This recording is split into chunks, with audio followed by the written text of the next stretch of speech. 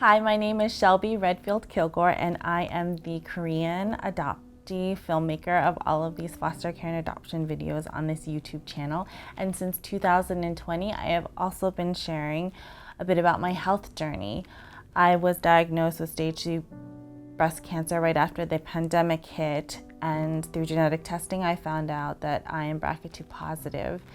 And this video, I finally found the energy and some time to give an update on my health and my adoption journey. And I'm also going to talk a little bit about my initial thoughts on PBS's Frontline Documentary in association with AP called South Korea's Adoption Reckoning.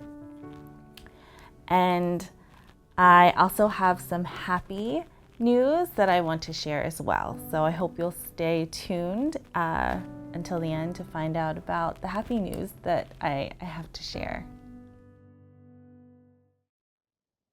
Back in 2022, so this would have been after going through all of the treatment for my breast cancer, I was having horrible headaches, and my oncologist and I didn't know if it was because of the medication that I was on, which could cause these severe headaches. But just to be sure, because we wanted to stay vigilant and make sure the cancer hadn't come back or hadn't spread, and so I had a brain MRI, and they caught a brain tumor.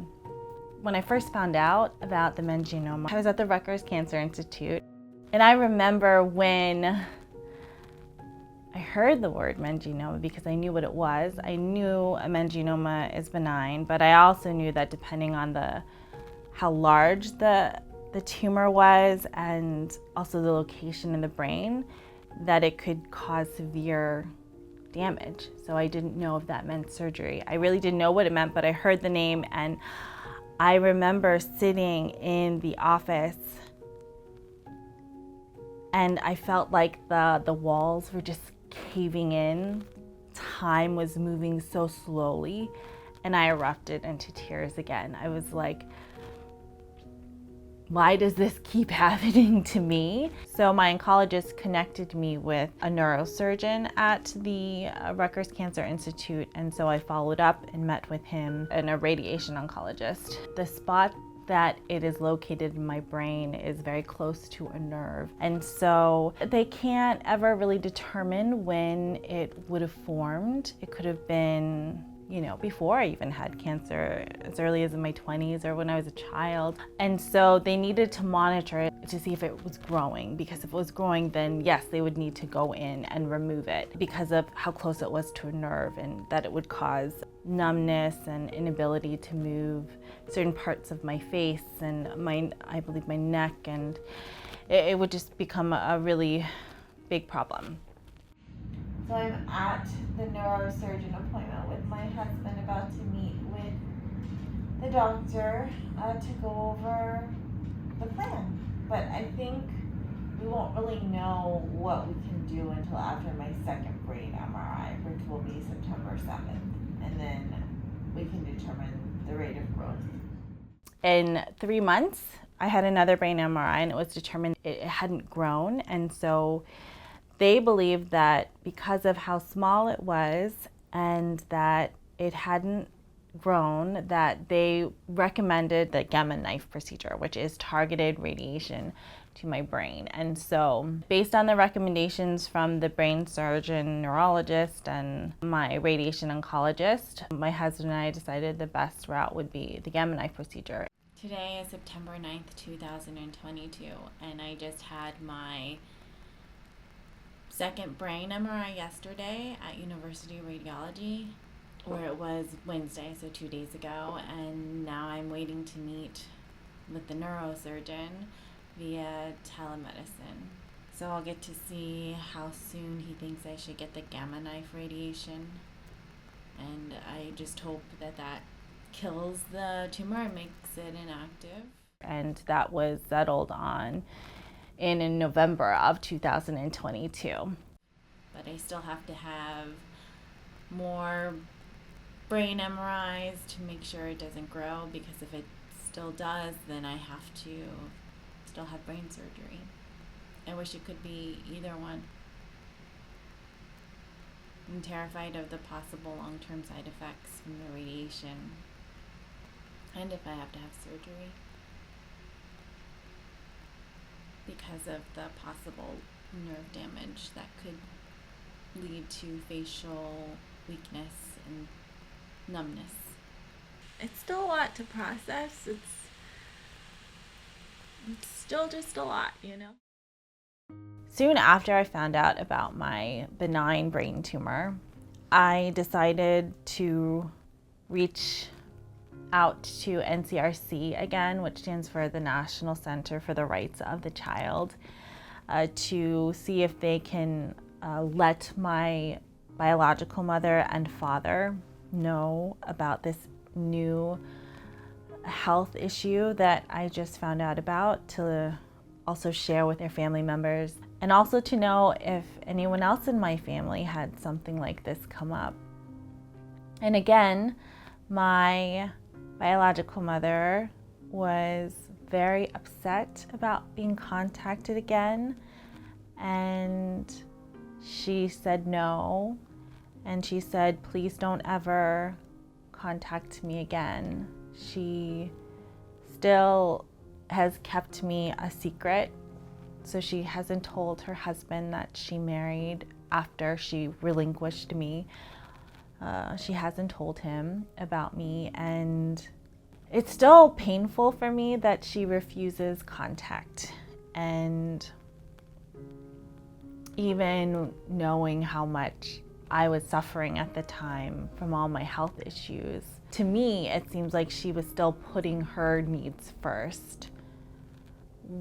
Of course, I don't know what her situation is with her husband, but at the same time, I still wish she could have found a way to have contact with me. When they were able to find and contact my biological father when I was going through treatment for cancer, he said that there was no cancer that he knew of in the family, and he had asked for a DNA test to prove that I was his biological daughter.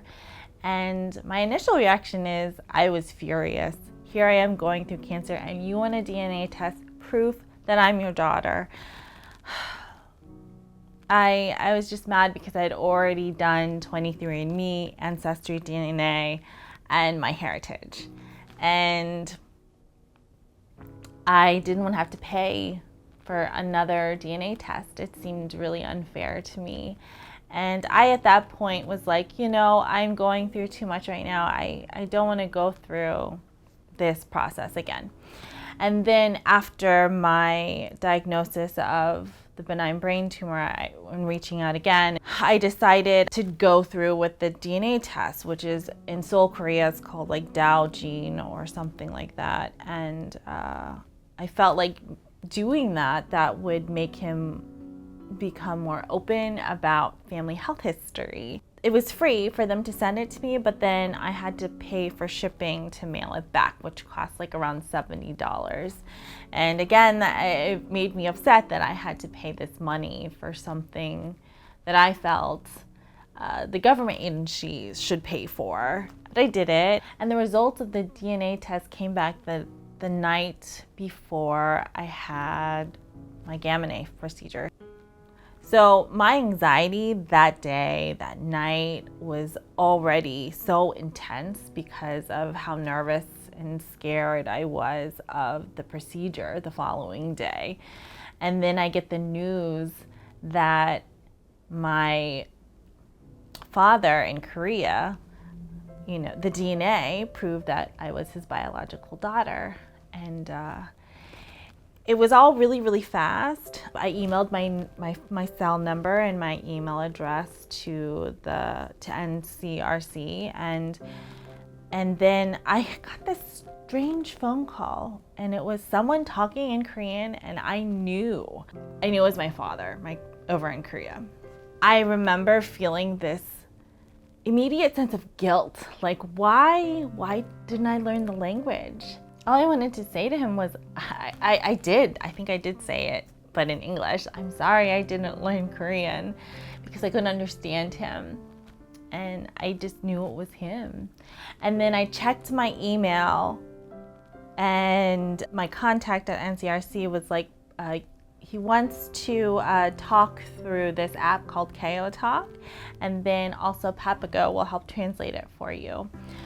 And so I did, and it was such a whirlwind, because in the beginning, you know, there's a lot of back and forth, and I was also just dealing with my health stuff. Like, I had the Gamma knife procedure the next day, sort of navigating my health, and then also connecting with my biological father was just so much going on in my life at the time. And this was in November of 2022.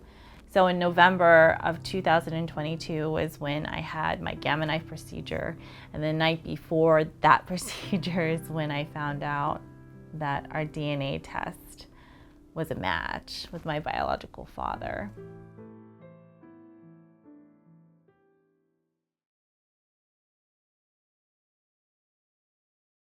Today is November 8th, 2022, and I am at the Gamma Knife building for Robert Wood Johnson University, and I am getting prepped to get my Gamma Knife procedure done. And they made my hair really funny because they have to put this head frame on me so that I won't move during the radiation, and I'm not looking forward to them putting this head frame on me because they have to puncture my forehead two places and in the back of my head, and bolt this head frame on to my head. And I know I look ridiculous right now. And I got my first what's it called, Travis? Ativan, which they told me is like a Xanax, and I've never had a Xanax before, and I feel really strange, like super strange. And it's very early in the morning. I woke up at 4:30. We got here around 6:30-ish, and I want to go to sleep now. At least the nurse got my IV in the first time. I'm so happy about that. Yeah, it was pretty painful when they put the bolts in and put the pressure in. It was not fun.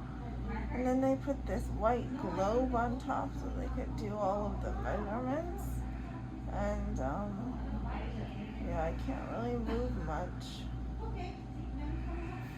It's hard to hold up my head because I'm so sedated and I'm very woozy. I want to get this over with. So I have to get a brain MRI, and then I guess the procedure, which will take an hour, hopefully just an hour. And I hope I'll just fall asleep.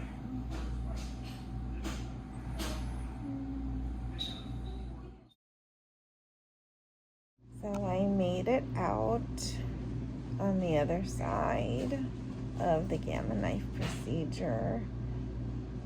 It was over an hour, and right before that they took a CAT scan to see how it aligned with the brain MRI I also just got, which also took an hour and was really loud and very uncomfortable with the brace.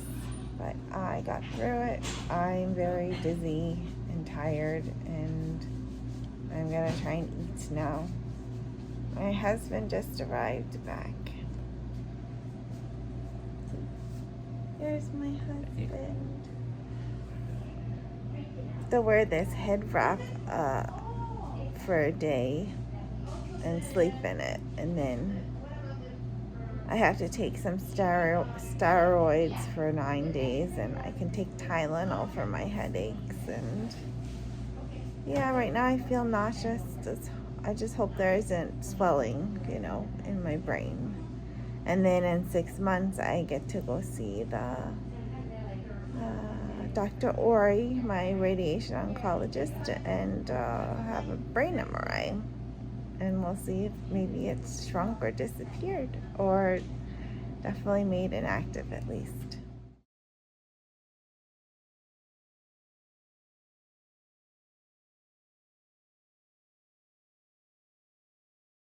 I did ask my father the circumstances of my relinquishment, and I was told a different story than what my Korean mother told me when I was 17. And he basically said that he was injured and he was in the hospital.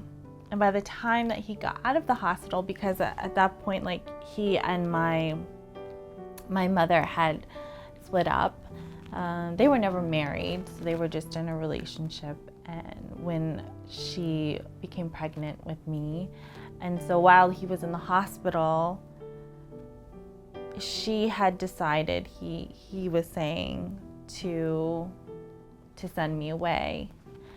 And so when he finally got out of the hospital, he didn't have any contact with my mother, and I was gone at that point. And so it was clear to me that they disagreed about what they were going to do with me. My father wanted to keep me. And I think that's why he welcomed me. He seemed so compassionate. He said, "I love you." He said, "I'm sorry." And I waited so long to share about connecting with my father over in Korea because I didn't want to cry the whole time during the interview. Because this was a connection I had never thought about as a child. I had always just wanted so desperately to meet my Korean mother. And so from this third family birth search, I found a connection. And while we have not met in person yet, knowing that I am accepted by him has meant a great deal to me. I found out that I already knew about this from the paperwork, but I have several siblings on his side, and he told me that one has a learning disability and he's an adult and lives at home. And he also has a daughter who is an adult who lives at home because she was injured when she was younger, and the treatment that they did on her, it wasn't the correct treatment, and he said that they didn't have the money to have it fixed, and so it caused a disability where she needed to live at home even as an adult. And so hearing these stories about my siblings, that he takes care of them even as they're adults, it tells me that he's a very compassionate human being. And I feel like that must be where my compassion comes from, because of how warm he seems and that he's very caring. I would send him photos of my family, not very often, but when my father sent me the picture that he took of the pictures I sent him that he had printed and put up in his house, I showed my husband, and I was just very teary-eyed because it really meant a lot that he has accepted me as his daughter. And he says that all of his family knows about me, and that means so much to me. It's the complete opposite of my mother's side, which, you know, I still feel a lot of pain that she refuses contact, but at least I have this connection with my Korean father. My father sends me, I guess, like these Korean proverbs, you would call it, so just really sweet notes with beautiful pictures. There was one day where I received this phone call, and it was a Korean lady who lives in the US, and she was saying her husband met my father over in Korea, and she was saying that my father really wants to meet me and he'll come visit. And there was just so many things going on in my life. I was like, I'm not ready to have him come visit. Like I wouldn't even know where to begin we would have to hire a translator, and where would he stay? What will we do? Where will we go? When I was a kid, I wanted to do things really quickly, and with my father, I just okay taking things very slowly. This was just a relationship I was not ready to navigate at all, and it's kind of just not being prepared, I suppose, or just being unsure, because one of the reasons I'm taking things slow as far as when I'll find some time to try and meet my first father in person is because I really don't know who he is. He has given me pieces of his story, but because his story doesn't match up with what my first mother told me when I was 17, I still have reservations, and I believe rightfully so. And so that's a big reason why I'm taking precautions. In 2014, I was in South Korea documenting another Korean adoptee story, and I had decided to do a second family birth search, and I wanted to reconnect with my first mother and first aunt, and also this time my first father and all of my half siblings on both my mother and father's side.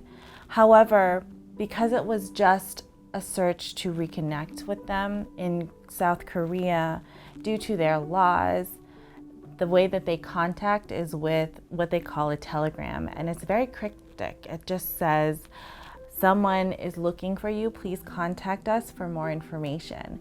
And they said that they weren't able to track down my first mother, and when I was in Korea, I went to Eastern Social Welfare Society, and I had to meet with the contact, the lady, to go over my file alone, because at the time my husband was my fiance, and she said only family members can be in the meeting with me, and they did not allow me to film. And I was told that they believe that they gave this telegram to my half-sister on my father's side, and I remember bursting into tears. It was a struggle for me being in South Korea and being so close to my family members and not being able to have contact with them. It felt like a second rejection for me from both of my parents, and I decided to sort of put that aside, really, and I didn't really think about it later because I was focusing on the other adoptee story, which you can watch that on my YouTube channel. The documentary is called Happy Girl, and I encourage you to watch that if you haven't already. The reason why my third family birth search was successful, I suppose you could say, is because NCRC is much more aggressive based on the laws that they have in place for family members to be tracked down if there is a health issue at the center of the search.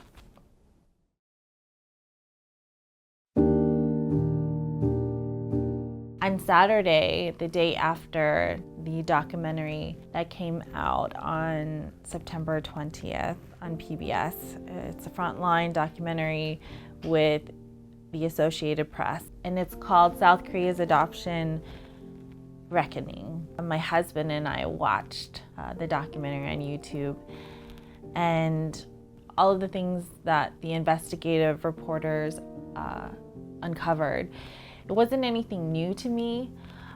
I had heard about, not necessarily in the context of how large the numbers were, but in the adoptees that I met and that I filmed with, just through their stories is where I learned about some of the corruption in South Korean adoption, because so many adoptees have been speaking about these injustices for decades, and I think finally now, I hope that they will be believed by the public. There's this term in the adoption community, coming out of the fog, the adoption fog. As a child and into my early 20s, I didn't believe that I was in the adoption fog because I grew up in a family that was loving, but also allowed space for me to talk about my conflicting feelings about adoption, to openly grieve the loss of my first mother. And it wasn't until I started my late 20s interviewing other adoption stories and learning about their grief, the stage that they were on in their adoption journey, and learning about other adoptees meeting their first father, siblings, so not just their first mother. When you think of those family members that you were disconnected from, I started mourning those losses and grieving those losses. It was another reminder about adoption and the losses in adoption. When I was growing up, the adoption, the grief that I was experiencing and the trauma was being separated from my biological mother. And my feelings about that didn't lessen my love for my parents. It's hard to hold both of these separate things that are also very intertwined and connected.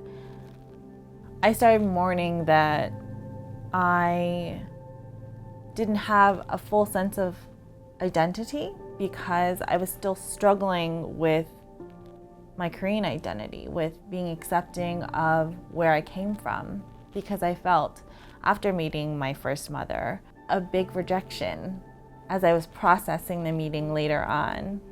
And so when I look back at my thoughts on adoption and when I was a child versus when I was in my late 20s to now, I was partially in some adoption fog, some level of the adoption fog, because I still wanted to believe that in the best case scenario, adoption is good. And also learning about all of the abuse in some adoptive families was heartbreaking to me, because adoption is meant to be in the best interest of the child's welfare. It's supposed to give them a better life. And yet here, not only are we taking children from their families, but from their country, and sending them to a family where they are left unchecked, and there is abuse, physical and emotional abuse. I knew that there were those stories, but I thought that they were rare, and they aren't. So everything that was touched on in the PBS documentary, which I encourage everyone to watch, it really gives a naked lens to the adoption in South Korea and all of the corruption that emerged. It turned out to be a machine of exporting so many babies out of the country. One of the things that I was waiting for the documentary to delve into, and I understand it was only about an hour and a half, so they could only fit in so much information, is that single mothers in Korea, even to this day, they are still ostracized by their family, friends, and community. And I wanted them also to talk more in depth about how in the 80s, when I was born, and the 70s too, and 90s, but is very prevalent in the 80s, is that single unwed mothers, not only would they be ostracized, but their children would not be considered citizens. And so my story was that she was single and unwed and poor, and she wanted to give me a better life. And then when we went on the Homeland Tour when I was 17, we were told also that I would not have been considered a citizen, so I wouldn't have been able to go to school. And that stuck with me afterwards. And then in this documentary, like hearing them say that it was because of the women being unwed and that the children would be discriminated against if they, were born out of wedlock. I wanted to hear them talk about, well, they also wouldn't be considered citizens, and so they wouldn't have gotten an education. And so that caused me to do more research on what that really meant. Because it's a very simple statement to say. When I was 17 and we were on the Homeland tour I was adopted through Eastern Social Welfare Society, and researching more about how I wouldn't have been considered a citizen, but that was because my mother would not have registered me because she would not want that on record and for her chances of getting remarried to be in jeopardy. While I was watching the PBS AP documentary, I didn't relate to the paperwork being falsified because I had my parents' names. But then I realized that it did make it seem like both of them had consented, when in reality, if what my father is saying is true, is not the case. So it took me, after watching the documentary, that yes, I actually can relate to that, because my full story is not noted in the paperwork. In actuality, if they had tracked my father down to ensure that I was relinquished by both parents, then my story may have turned out differently. I think once I heard the story of the circumstances of my relinquishment from my father, and that it didn't match up with what my mother told me when I was 17, it's hard to pin down how I felt, but I had a mixture of emotions of anger. If my mother had not been fully truthful, that it was consented by both of them to send me away for adoption. I felt a bit of betrayal. I felt anguish and sadness and grief that perhaps had my father not been injured and in the hospital and not in contact with my mother for whatever reasons, whatever altercation had happened between them. I as an adoptee wonder what my life would have been like growing up in Korea. Would it have been just different? You can never know. And so I try not to dwell on that part. And I felt just a heartache that my story could have turned out differently had the adoption agency included my father in the decision, because it seems like that wasn't the case. Now, I am aware that some parents are not always truthful, or they don't share the full truth of the story because of their own shame and guilt about giving their child away. So maybe there's some truth in the middle of both of their stories. I don't know that I'll ever really know. Korea was the first country to have government-sanctioned adoptions overseas. All of these other countries followed suit. And so now there's going to be a reckoning for all of these countries, because we have not learned from the past.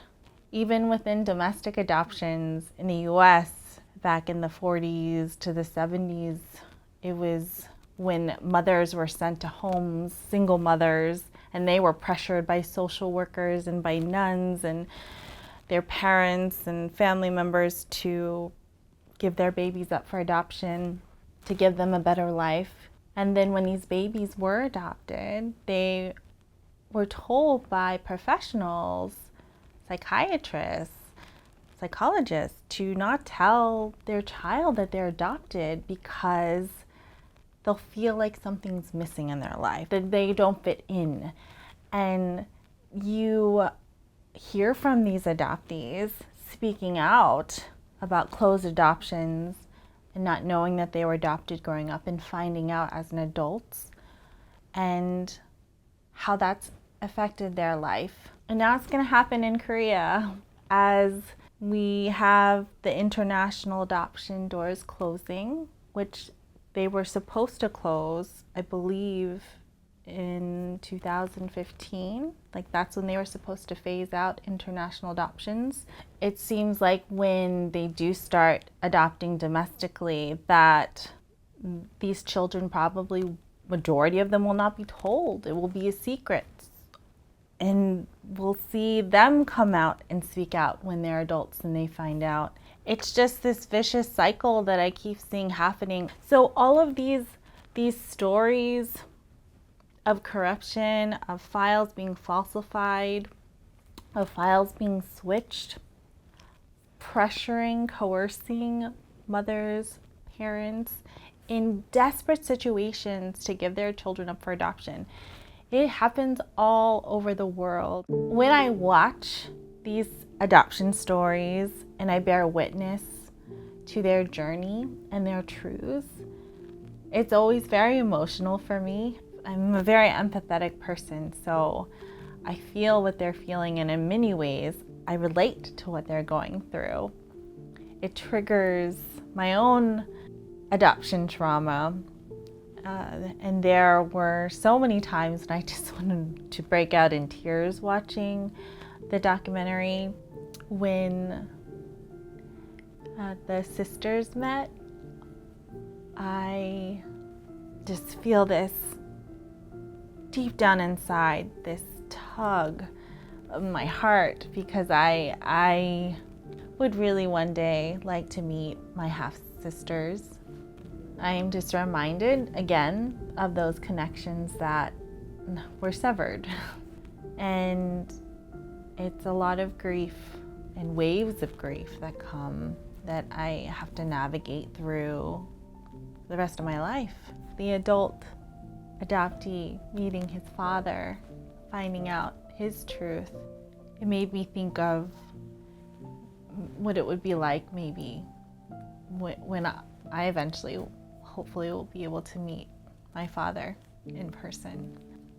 And at the end, when the mother was finally reunited with her son that she had searched for all those years, I couldn't hold it together anymore. I just broke into tears, and my husband did too.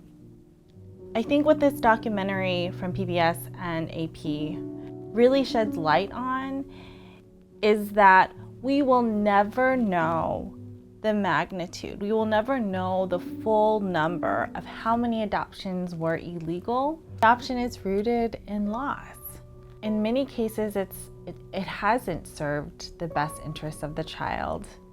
It has served the governments, the agencies, and the adopted parents. Who is at fault for all the corruption that stemmed from South Korean international adoption? From my point of view, it's the South Korean government, it's the receiving countries' governments, and also the third-party agencies. And with all of these entities combined, it created a system that allowed for corruption to thrive. For me personally, I also blame the South Korean society, their culture, for discriminating against single mothers, for discriminating against children who had no say in the circumstances of their birth. Because that's my story. Something that has really stuck with me as an adult after I met her when I was 17 is that in the notes that were jotted down while I was having this meeting with her, she said, "I would not have had this life that I have now if I had kept you." My first mother chose a life that allowed her to be remarried rather than keep me. That's where I have a lot of difficulty understanding. I understand the culture, I understand all of that, but I know that there are mothers that kept their child despite the stigma. It's hard, it's difficult, but why wasn't I worth that? I think that's what I'll always struggle with, because I don't know that I'll ever get an answer from her because she refuses contact. I can only speak on my own experiences growing up as a South Korean adoptee in the US, where people of color are discriminated against. Is that worse than growing up in a country with my biological family, where I would have been discriminated against because of the circumstances of my birth, and also seeing my first mother discriminated against because she was unwed when she had me? I don't know. I can't speak on that because I did not live that life. What I'm asking for is for everyone to look at international adoption with a critical eye, to look past that one story that you may hold on to justify adoption because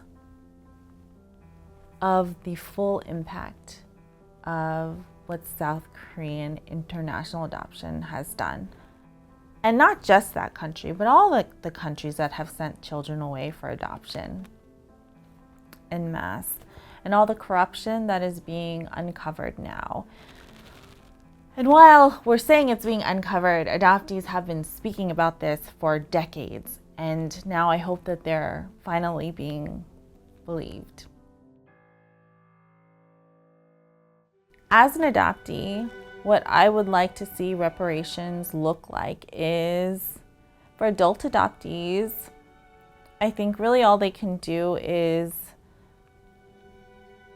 pay for therapy, pay for adoptees adopted internationally to travel to their country of origin, to pay for a translator if they haven't learned language, to pay for lessons to learn the language of their country of origin, and also for access to their full adoption records. And if there isn't family health history in there, that they need to go and track that information down. And if there is new health issues that come up over the years, that needs to be updated in the file.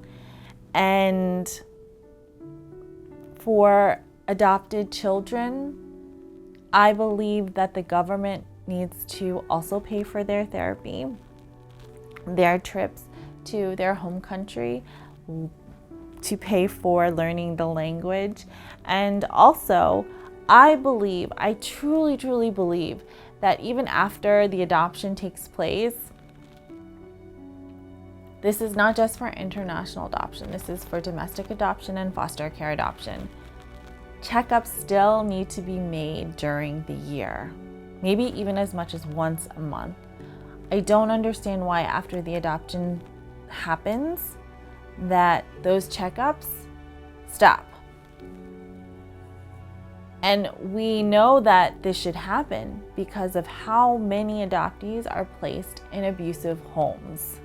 And that's what I think of at the moment for reparations for adoptees, adults and children.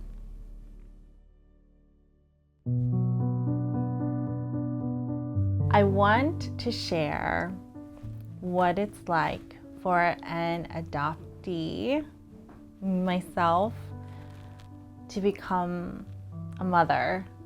I had so much anxiety and worry that because of all that my body has been through with my breast cancer journey, with having COVID, with the meningioma that I had, I didn't know if my body could handle going through pregnancy and having a baby. And Right before I started chemo in May of 2020, I went through a whirlwind. I had to go through IVF because chemo could affect my fertility, and my husband decided to freeze our embryos until it was safe for me after the treatments for me to go through the frozen embryo transfer. And I and my husband decided that after talking with my oncologist, when it was a safe time for me to start the process, so I stopped all of my medications to help the cancer from returning. I paused all of my medications, and in the early spring of 2023, my husband and I went through the frozen embryo transfer, and it worked. And going through pregnancy was an incredible experience, and it was at times emotional for me, but in a very healing way as an adoptee.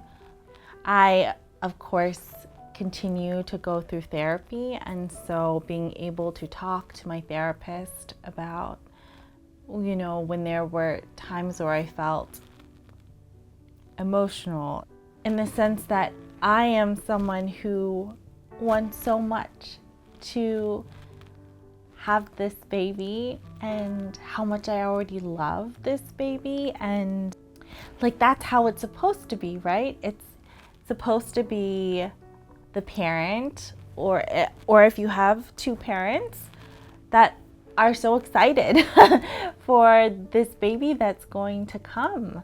And I kept thinking about my mother, who was pregnant with me, and what it was like for her, and that it was the complete opposite.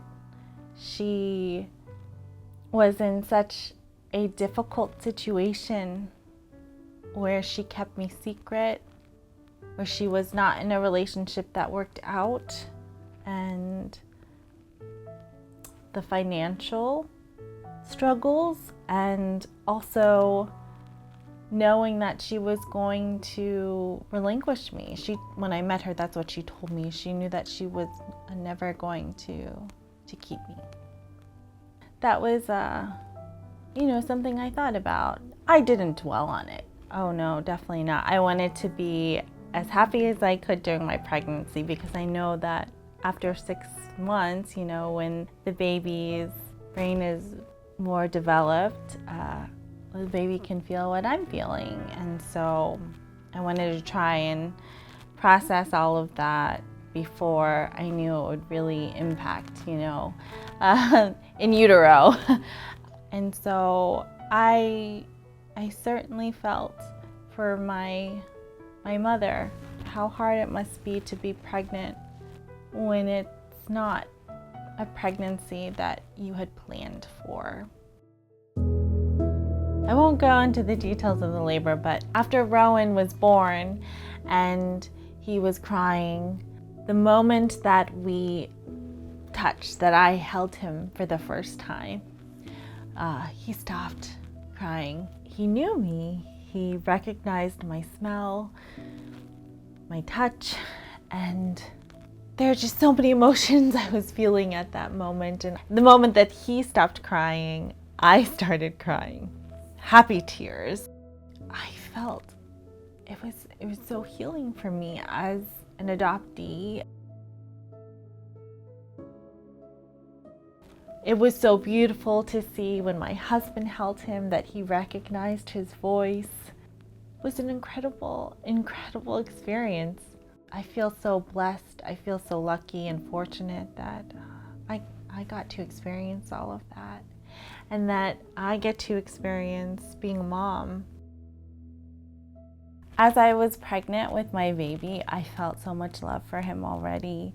And after he was born, the first time that I held him, there was so many emotions that I felt, but the main one was this love that I had never felt before, healing as an adoptee, and so much joy. I will say that I knew just from hearing from other adoptees, when you're baby reaches the age that you were relinquished, it'll be most likely emotional for you. And of course, at 2 months, that's when I knew that I was relinquished. My mother relinquished me at 2 months old to Eastern Social Child Welfare Society. And then I was put into foster care until I was 11 months. Just seeing him at 2 months and how tiny and vulnerable he is at that time, I can't imagine how painful and difficult it must have been for her to send me away. So I am just a new mother, so I can only share my experiences up until now, which is still very new, and I am enjoying every moment of it. And my husband is too. Each day I love my baby more and more. I didn't even know that was possible, and he is our whole world now, my husband and I's whole world now. I can't imagine ever being parted from him. One of the things I noticed, because my mom, my adoptive mother, commented that I take so many photos of my baby, and I realized it's because when I was a baby, I barely have any photos prior to when I came to the United States. And I treasure the few photos that I do have. This documentary on PBS actually made me question if one of the photos I have is not me, because it doesn't look as clear as the other one that really does look like me. I don't know if that's because of the age difference by months, but I just realized that in looking more closely at my adoption file after watching the PBS Frontline Documentary. I've come to realize why I take so many photos of my baby. It's not only because I have so few from when I was a baby, it's because I can document how much he changes in his first year of life. And it's very healing for me as an adoptee. One of the things that happened that I noticed while we were still in the hospital after labor, my lymphedema was triggered in my right arm. So it just blew up, and they had to first make sure it wasn't a blood clot. So I had to get like an ultrasound of my arm just to make sure. And then when the blood clot was ruled out, then, I had to get a prescription for occupational therapy. So while I was recovering from labor, I also had to go to occupational therapy for my arm and get this crazy arm wrap done twice a week and do all these exercises. That was difficult. Navigating, taking care of a newborn, my body's recovering from labor, and then also, my husband took a lot of time off from work, so of course we were splitting everything up. Another health issue that came up after labor was one of the things that the chemo that I had affected my heart, and so it's less than normal, so abnormal, and I have to get echocardiograms once or twice a year. And while I was pregnant, the last trimester, my cardiologist told me that I should be on metoprolol to help with my heart, and so I did. And then I ended up stopping after because I felt like it was making me even more tired, and I was sleeping. I started to sleep through my baby's cries, and I was like, no, I can't do that. So my cardiologist said that, let's not have you on any heart medications for 3 months, and you will get a cardiac MRI to see if there's any improvement in your heart, because sometimes labor just for normal women or just normally will affect their hearts, but it will go back to normal, after a certain amount of time usually. When I did have my first cardiac MRI, it did show that my heart got a little bit better, which is a great sign. That was good news for me.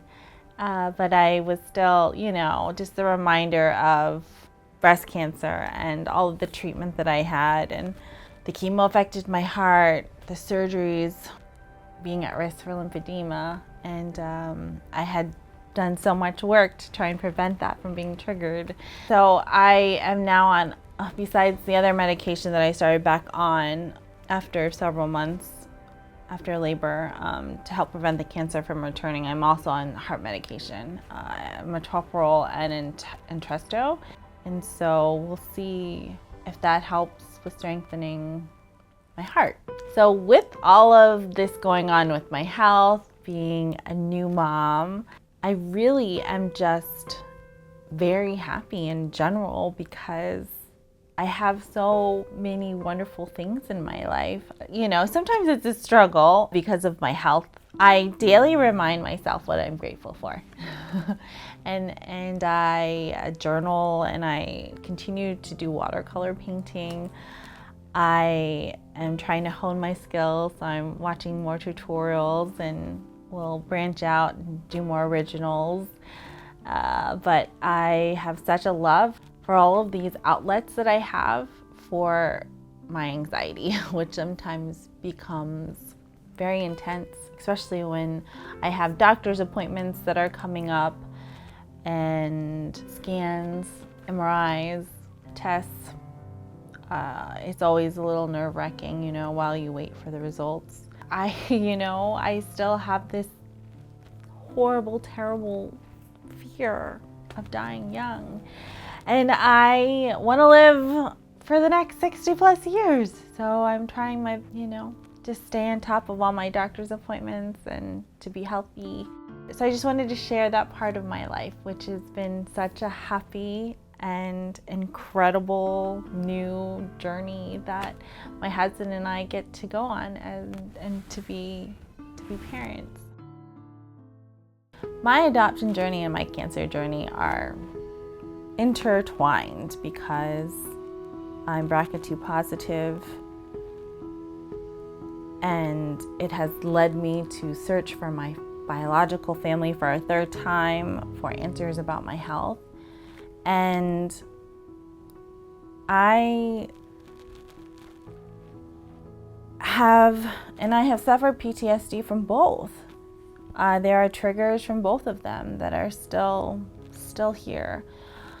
I remember telling one of my therapists that I see cancer and adoption, I see them as having very many parallels and that they're intertwined for me. It's not something that I can ever fully heal from. I will always have reminders in my life that trigger the PTSD from both of them.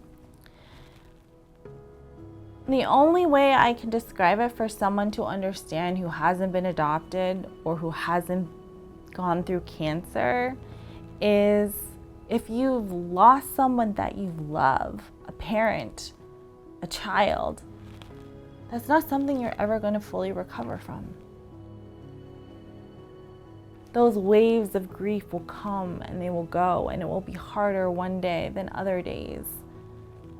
And you will always have that. You will always carry that with you.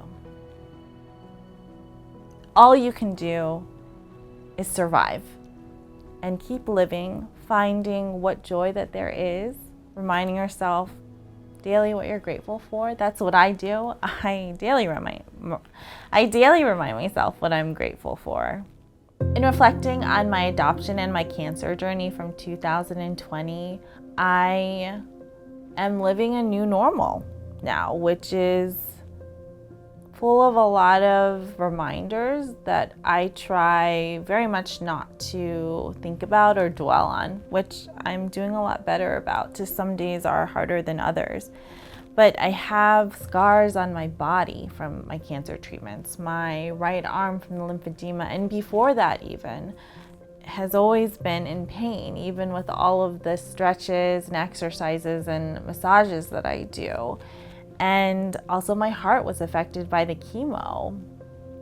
And I have to continue getting scans, MRIs throughout the rest of my life.